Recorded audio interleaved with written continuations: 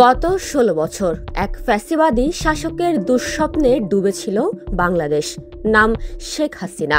তিনি যেন বিদ্যুতের আলোয় নয়, লুটের অন্ধকারেই আলোকিত করতে চেয়েছিলেন বাংলাদেশকে। বিদ্যুতের নামে কুইক রেন্টাল শব্দটি ছিল টাকা চুষে নেওয়ার যন্ত্র।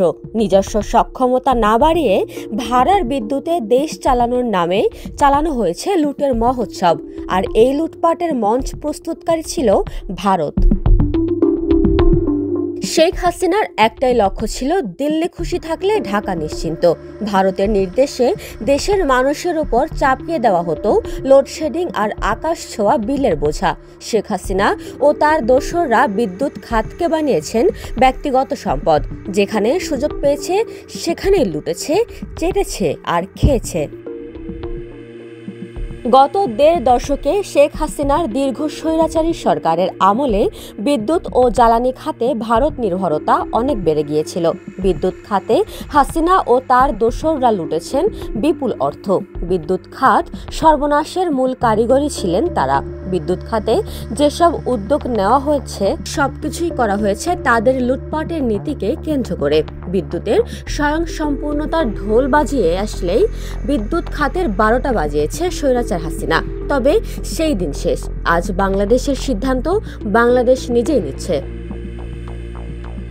ভারতের প্রভাবশালী বিদ্যুৎ কোম্পানিগুলো এখন আর বাংলাদেশের বাজার নিয়ন্ত্রণ করতে পারছে না, বরং নিজেদের বাজার ধরে রাখতেই তারা নানা রকম অনুরোধের আশ্রয় নিচ্ছে।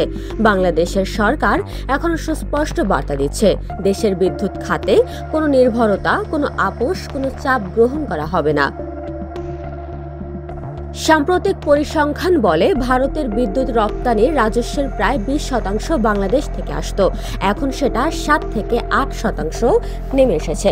কারণ বাংলাদেশ নিজেই নিজের বিদ্যুৎ উৎপাদন করছে, আর তাতেই যেন ঘুম হারাম মোদির। ভারতের সাথে বিদ্যুৎ আমদানির চুক্তির মাধ্যমে বাংলাদেশকে নির্ভরশীল করে রাখার নীতি চালু ছিল দীর্ঘদিন। ত্রিপুরা, পশ্চিমবঙ্গ এবং আসাম থেকে বিদ্যুৎ আমদানি করে ভারত বাংলাদেশের অভ্যন্তরীণ নীতি নির্ধারণে এক ধরনের চাপ প্রয়োগ করত। যখন চাইতো তখন দাম বাড়িয়ে দিত, যখন চাইতো তখন রপ্তানি কমিয়ে দিত। এই নির্ভরতার চক্র ভেঙে ফেলা ছিল বাংলাদেশের জন্য কৌশলগত মুক্তির বড় লড়াই। এবং আজ বাস্তবতা হলো বাংলাদেশ সেই নির্ভরতার শিকল ছিঁড়ে দিয়েছে। চাহিদার তুলনায় যেখানে ২০১৫ সালে এই হার ছিল প্রায় ১২ থেকে ১৫%, এই পরিবর্তন এসেছে নিজেদের উৎপাদন সক্ষমতা বৃদ্ধির মাধ্যমে।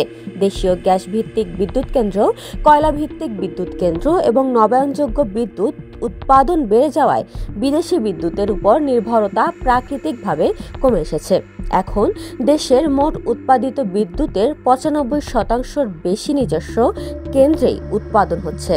আর এই স্বাধীনতা বিদ্যুৎ সংরক্ষণ ও সরবরাহ ব্যবস্থাতেও এসেছে।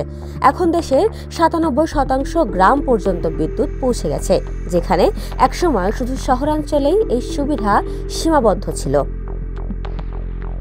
পূর্বে ভারতীয় বিদ্যুৎ আসত প্রধানত সীমান্ত এলাকার কিছু গ্রিডে, যা ব্যবস্থাপনাগত ঝুঁকি তৈরি করত। এখন সেই ঝুঁকির জায়গায় বাংলাদেশের নিজস্ব গ্রিড কভারেজ তৈরি হয়েছে। কুমিল্লা, ব্রাহ্মণবাড়িয়া, চাঁদপুর, সুনামগঞ্জ এসব এলাকায় এখন দেশের নিজস্ব উৎপাদিত বিদ্যুতে চালিত হচ্ছে।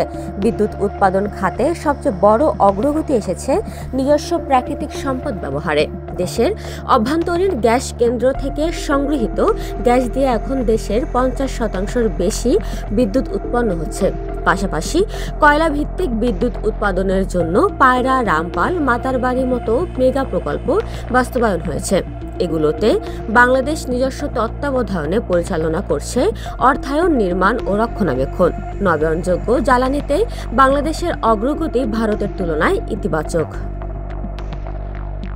এখন পর্যন্ত দেশে প্রায় ৭০০ মেগাওয়াট সৌরবিদ্যুৎ উৎপাদন সক্ষমতা স্থাপিত হয়েছে।